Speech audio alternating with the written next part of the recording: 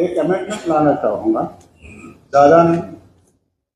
फिलहाल कोई तरीका मुझे बताइए कि कैसे हम public servants, public people including legislator officers, उनसे रुजू कर लें तब तक करप्शन का गुनाह हमारी सोसाइटी में, हमारे बड़े बड़े ऐवानों में सरजद न हो। कौन सी जमानत है? आप ही वजह कर लीजिए कोई तरीक़ेकार जहां लेजिस्लेटर जवाबदेह बने उनके लिए जिन्होंने हमें चुना है, या जो बड़े ऑफिसर्स हैं इस लेवल के। बिस्मिल्लाहिर्रहमानिर्रहीम, बिस्मिल्लाहिर्रहमानिर्रहीम।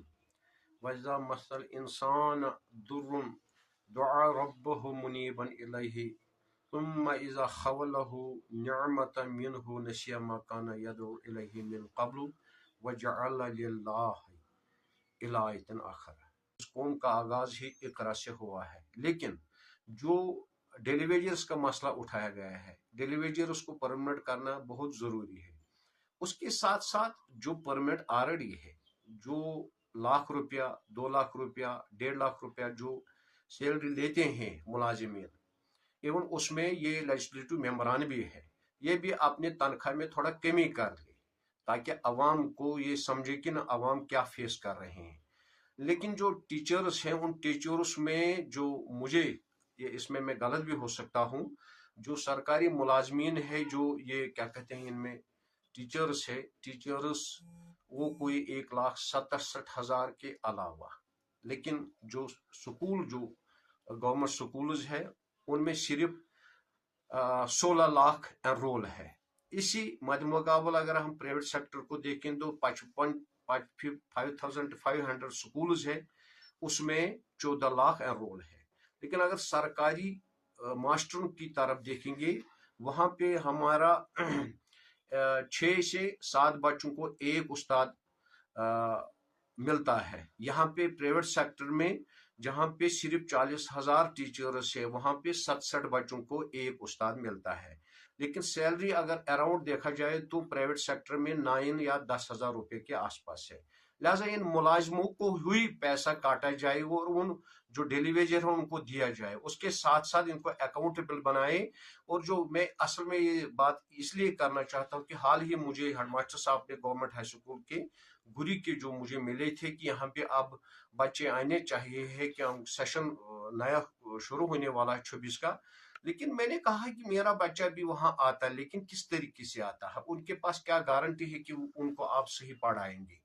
क्योंकि मैं खुद मुशाहिदा कर चुका हूँ, मैं बीच बीच में वहां जाया करता हूँ और मैं कोशिश करता हूँ कि उसको हायर सेकेंडरी बनाया जाए ताकि हमारा जो फ्लो है यहाँ पे एजुकेशन गुरी आर्डर वगैरह उड़नहल में वो थोड़ा अपलिफ्ट हो जाए। लेकिन क्या देखते हैं कि तमाम जो टीचर्स है, जो मास्टर्स है, उनके बच्चे वो प्राइवेट स्कूल में पढ़ते हैं।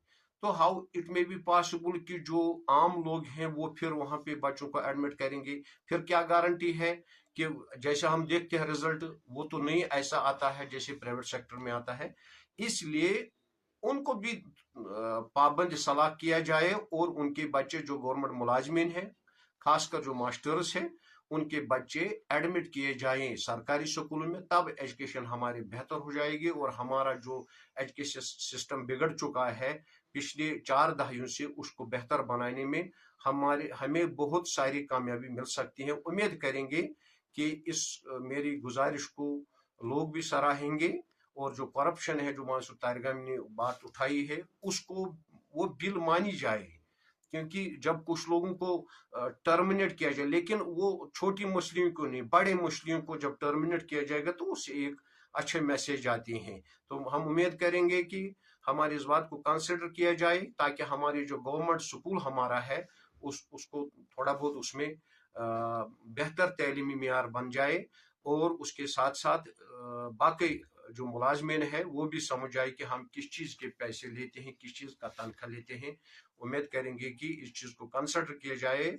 और मैं वंस अगेन मानसूर तारिगामी को मुबारकबाद देना चाहता हूँ कि उन्होंने करप्शन के मुतालिक बिल लाई थी, उसको पास करनी चाहिए। शुक्रिया।